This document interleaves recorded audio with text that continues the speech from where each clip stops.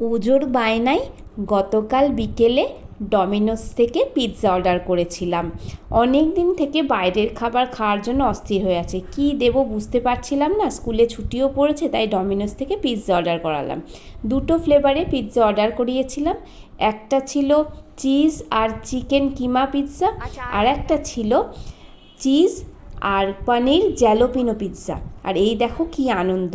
তো এখানে দেখলাম ডমিনোসের পিৎজা যেখানে দিয়েছে সেখানে বাক্সে লেখা আছে ওরা এখন ভোর 3টে অবধি ডেলিভারি করবে।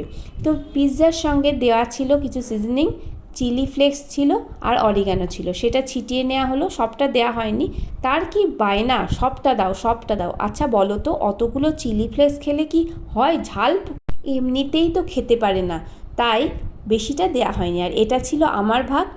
4টে করে পিৎজার যে ভাগ, ওর আঙ্কেল এসেছিল কম্পিউটারে, একটা আঙ্কেলকে দেয়া হয়েছিল, একটা ওজো খেলো, একটা ওজোর বাবা আর একটা আমার।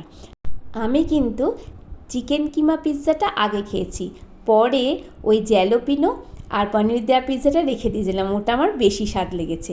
তোমরা কোন স্বাদের পিৎজা খেতে ভালোবাসো অবশ্যই আমাকে জানিও, আর ভিডিও ভালো লাগলে অবশ্যই একটা লাইক দিও।